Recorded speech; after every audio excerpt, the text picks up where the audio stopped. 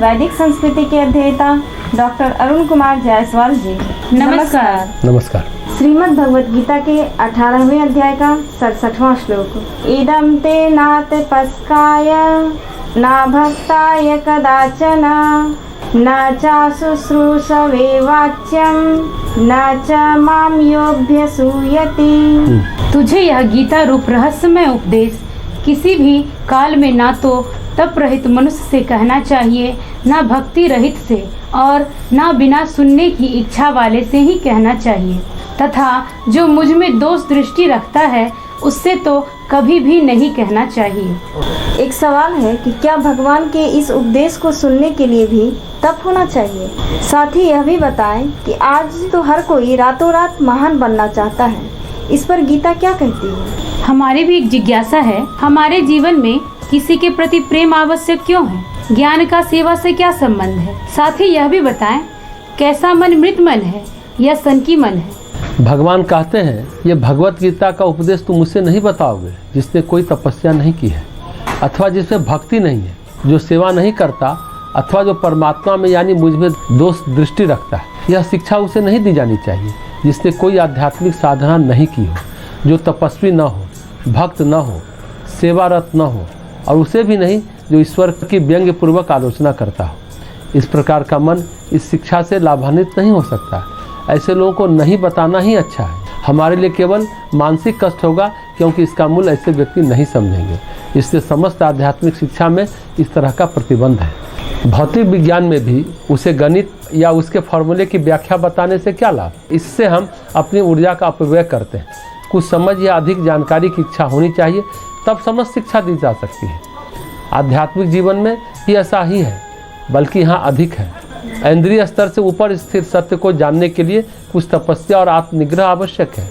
यह ईश्वर के विषय का सत्य है जो कि इंद्रिय स्तर के परे है। जब तक हम इंद्रियों को कुछ वश में नहीं करते, हम इस सत्य को नहीं समझ सकते। इसलिए तपस्या भगवान है। विषयासक्त व्यक्ति के लिए अनुशासन के लिए किया गया प्रत्येक प्रयास तप है, न कि कोई घोर तपस्या। जब हम समाज में रहते हैं, हमें अपने ऊपर प्रतिबंध लगाना चाहिए, जिससे कि हम दूसरों के लोगों के हितों का अतिक्रमण न करें।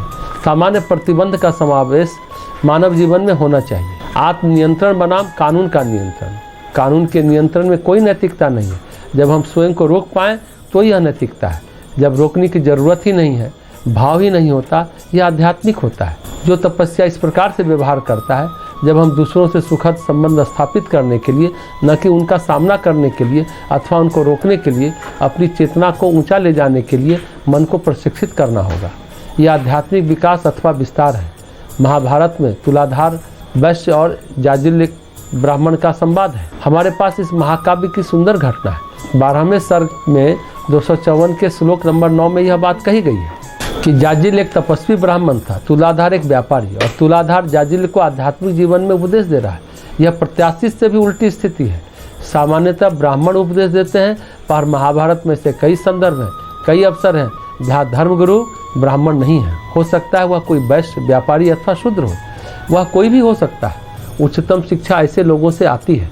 शांति पर्व के तुलाधार जाजिल समाज में यही बात कही गई है। वहाँ तुलाधार तपस्वी जाजिल से पूछता है, ये कर्मकांड अथवा अनुष्ठान क्या है जो तुम करना चाहते हो? उस तपस्या में भी क्या है जो तुम एक पैर पर खड़े रहकर करते हो?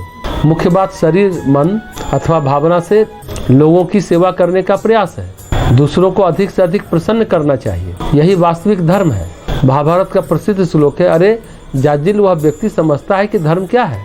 वह जो सदा सभी प्राणियों का मित्र है, सदा दूसरों की प्रसन्नता और कल्याण में निरत है, कर्म से, विचार से तथा वाणी से। एक शब्द से भी किसी का भला होता है तो क्यों न बोला जाए? किसी की तनिक सेवा किसी को प्रसन्न करती है तो क्यों न ऐसा किया जाए? इस प्रकार के व्यक्ति ने सत्य को समझा है। याज्ञवल्क्य की स्मृति में भी ऐसा ही प्रसंग है। इंद्रिय और मन की ऊर्जाओं की एकाग्रता सर्वोच्च तपस्या कहलाती है। कोई भी इसे बेझिझक किसी विश्वविद्यालय में उद्धृत कर सकता है। प्रत्येक व्यक्ति इसे मानेगा। यह प्रशंसनीय परिभाषा है। इसी एकाग्रता से सभी उपलब्धियां होती हैं। इंद्रियों की ऊर्जाएं, मन की ऊर्जाएं बिखरी हुई हैं। जब इन्हें हम एकाग्र करते हैं तब हम सफलता प्राप्त करते हैं। मन की ऊर्जाएं बिखरी हुई हैं, उन्हें एकाग्र करते हैं तब हम धनोपार्जन, ज्ञान प्राप्ति, उपाधि प्राप्त करने के लिए, समाज में महान कार्य करने के लिए तथा राजनीतिक उत्थान में सफलता प्राप्त करते हैं। ये सब तपस्या से आता है। बुद्धिमत्तापूर्ण कठोर कार्य से आता है। वह सभी धर्मों से महान धर्म है जिसके द्वारा हम शरीर, मन और इंद्रियों की ऊर्जा को एकाग्र करते हैं और उस ऊर्जा को हमारी समस्त समस्याओं की ओर निर्देशित करते हैं। ऐसा धर्म सर्वोच्च है और इसी को तपस्या कहते हैं।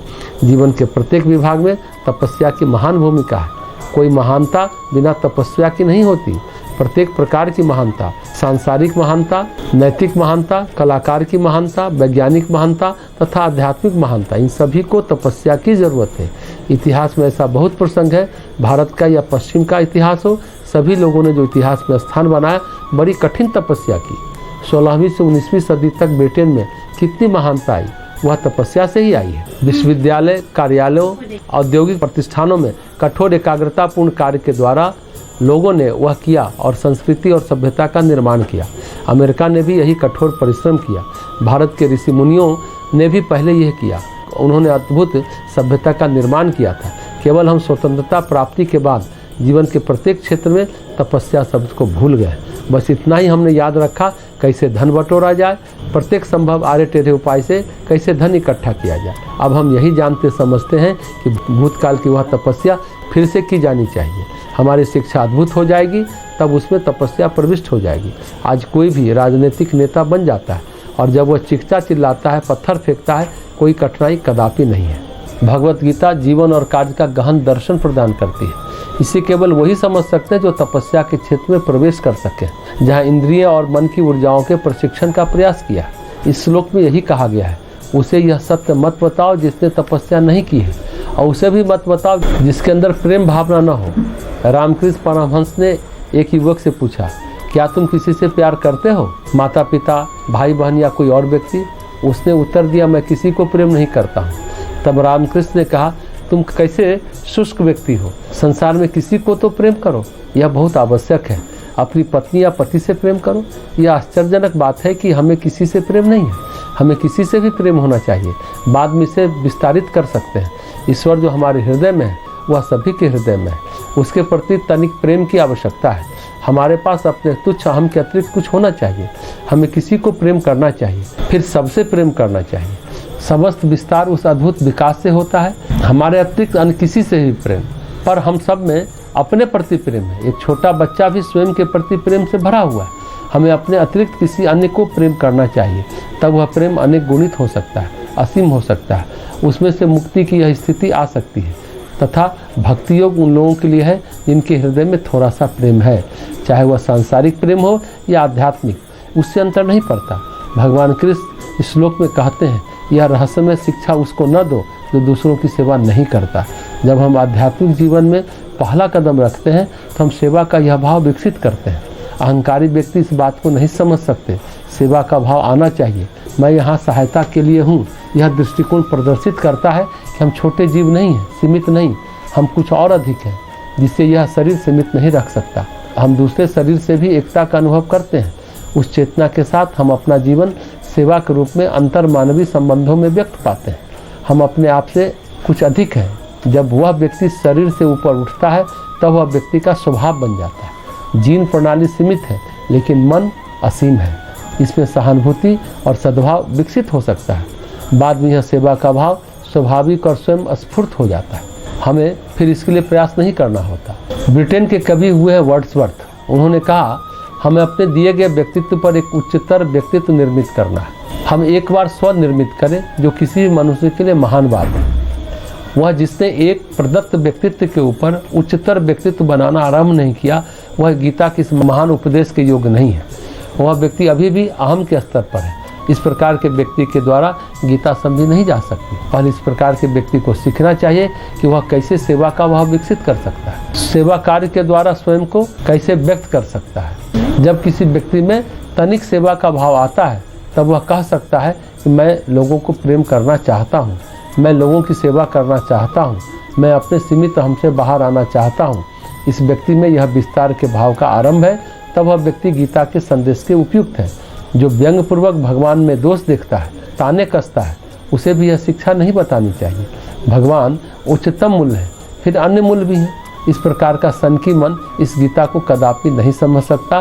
तो अच्छा यही है इस प्रकार के व्यक्ति को गीता नहीं बताई जाए, क्योंकि ऐसा मन मृत मन है। जिसमें सृजनशीलता नहीं है, जो सेवा से, प्रेम से दूर है, जो तपस्या से दूर है, ऐसे व्यक्ति भगवत गीता को न सुनने लायक है, न समझने लायक और न सोचने लायक।